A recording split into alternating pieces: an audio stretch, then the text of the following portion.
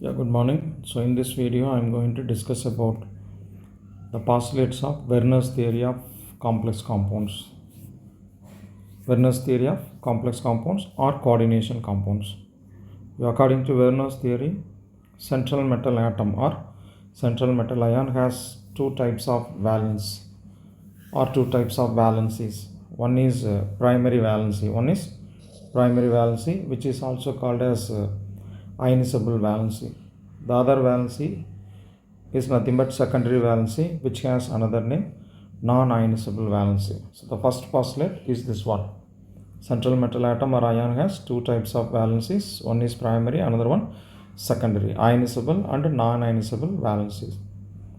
Then point number 2, the primary valency of central metal ion represents oxidation state. So what primary valency represents? Now primary valency represents oxidation state of central metal ion. It may be either positive or zero. So most of the cases, the primary valency of central metal ion is positive, and very rarely it is about zero. Right. So, for example, if we have a complex like CONS3 6 times Cl3, here primary valency of cobalt is +3, so it is a positive value. Okay, right. So and the primary valency is satisfied by negative ions, so which means we are able to predict primary valency of central metal ion with the help of negative ions. So look at the first example given there. The primary valency of this complex, that is CONS3 6 times Cl3 complex, is +3, which is satisfied by 3 Cl minus ions, that is negative ions, which means that we are able to predict the oxidation state of central metal ion as +3 with the help of this 3 Cl minus ions, because amine Licand is neutral. So outside we have simple anion Cl minus about 3 times, so that its net charge is about -3. Therefore the central metal ion has +3 oxidation state. So here the oxidation state of central metal ion is predicted with the help of negative ions. So that's what the point. Okay, the primary valency may be positive or zero, which is satisfied by negative ions. Okay, then point number 3, secondary valency. So what secondary valency represents? Secondary valency represents coordination number. What is it? Coordination number of the same, that is central metal ion. Okay, right.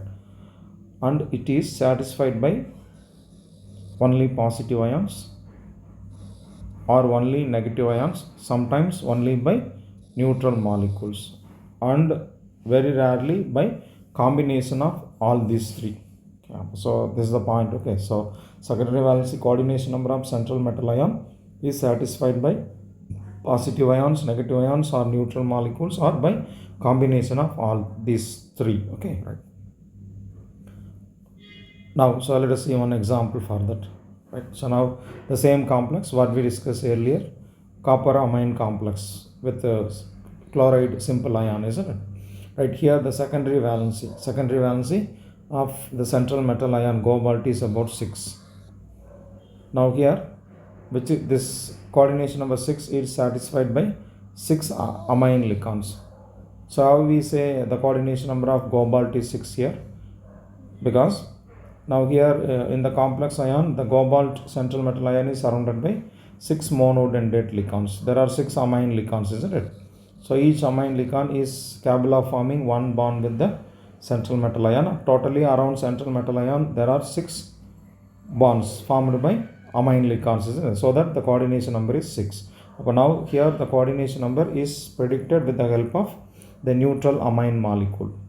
So here only neutral molecule satisfies the secondary valency. Then so next example, CONS3 5 times Cl2. Okay, so here also cobalt has coordination number about 6, whereas this 6 is satisfied by neutral molecule 5 amine Licands as well as 1 chlorido Licand. Okay, so this is satisfied by 5 neutral molecules. Amine Licand is a neutral molecule as well as 1 negative ion. So in some complexes the secondary valency may be satisfied by in combination of neutral molecule and negative ions. Right. One more example for the same point. In K4FeCN6 complex, the secondary valency of central metal ion is about 6, which is satisfied by 6 Cn minus licons, 6 cyanidolicons. So here the cyanidolicon is a negative licon, isn't it? So in this complex, the secondary valence of central metal ion is satisfied only by negative ions. Okay, so these are the points. So you have to remember the secondary valency of central metal ion, that is coordination number, is satisfied only by neutral molecules or only by negative ions or in combination of neutral molecule and negative ions. Okay, so that's the 3 cases about secondary valency. Okay, right. Point number 4. According to Werner's theory, there are 2 spheres of attraction around the central metal ion. There are 2 spheres of attraction around central metal ion. One is called the inner sphere. The other one is called outer sphere. The inner sphere is also called as coordination sphere. The other name of inner sphere is coordination sphere, which is strongly attached to the central metal ion. It is present inside. So it is directly attached with central metal ion. So it is firmly or strongly attached to central metal ion. So it cannot be separated from central metal ion. Probably the inner sphere constitute licons. You know very well that in complex compounds, the central metal ion and the licons are always will be together. They cannot be separated, isn't it? But therefore the inner sphere is composed of the licons, okay, which is directly attached to central metal, strongly attached to central metal ion.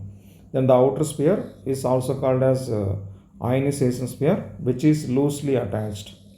This is just over the inner sphere. It's not in direct contact with the central metal ion, so that it is loosely attached to the central metal ion and it can be separated. It can be separated when a complex salt is added in a suitable solvent. The outer sphere, that is ionization sphere, can be easily separated. But the inner sphere, which is made up of licons, cannot be separated because it is firmly attached to the central metal ion. Okay, so this is a diagrammatic representation of inner and outer spheres. The example is copper amine complex, CONS3 6 times Cl3 complex. Here, so this cobalt is nothing but the central metal ion, which is at the center of the sphere, and it is surrounded by licons, which forms the inner sphere. And you can see that the licons in the inner spheres are directly attached to central metal. They are strongly bound with the central metal ion. Okay, then this one is nothing but outer sphere. This is outer sphere, which consists of 3 Cl minus ions. That is simple anion, isn't it? It's not directly attached with central metal. That's why we call this as a loosely attached sphere with the central metal ion. Okay, now this Cl minus can be easily separated in solvent. For example, when this complex is added in water, so now what will happen is it undergoes ionization and forms CONS3 6 times with net charge 3 plus this Cl3 forms simple anion 3 Cl minus. So now you can see this, the outer sphere can be easily separated. Okay, ionization sphere can be easily separated in presence of suitable solvent. Okay, right. The last point of Werner's theory, the primary valency of the central metal ion is non-directional. Secondary valency is directional. Primary valency is non-directional in nature. Secondary valency of central metal ion is directional in nature. So what is mean by directional, non-directional? Directional in the sense it is responsible for geometry of the complex. Non-directional in the sense doesn't contribute anything to the geometry. So primary valency is nothing but oxidation state of central metal ion, isn't it? So there is no correlation between oxidation state and geometry of the complex, so that the primary valency oxidation state does not contribute anything to the geometry. So we call that as a non-directional property. Okay, then secondary valency is directional in nature, because secondary valencies are because of the licons, isn't it? Licons are giving the secondary valency to the central metal ion. You know that licons are arranged in space in different direction, so that they are giving a particular geometry to the complex compound, so that the glucons, that is secondary valence, are directional in nature. Okay, right. So now let us see the geometry of some complexes. If secondary valence of a central metal ion in a complex is about 6, then the geometry of the complex is octahedral. Then the complex possesses octahedral geometry. If secondary valency in a complex is 4, then the geometry may be either tetrahedral or square planar. If secondary valency, that is coordination number, is about 4, in the sense there are two possibilities. Either the complex can have tetrahedral geometry or square planar. Actually, that is depending upon the nature of hybridization followed by the central metal ion. Because if the central metal ion undergoes sp3 hybridization, probably that complex will have tetrahedral geometry, or if it undergoes dsp2 hybridization, the geometry will be square planar. So that having either tetrahedral or square planar geometry by the complex with coordination number 4 is depending upon the nature of hybridization, which is followed by the central metal ion. Okay, so these are the important 5 postulates of Verner's theory of coordination compounds. Okay, right. And this theory has some limitations also. There are 2 limitations of this Verner's theory. The first limitation: this theory does not give any idea about color of the complex. So in the postulates whatever we have discussed, so none of the points we have discussed about the color of the complex, is right? So which means that Verner's theory is not giving any information regarding the color of the complex salts, because many complex salts are colored in nature.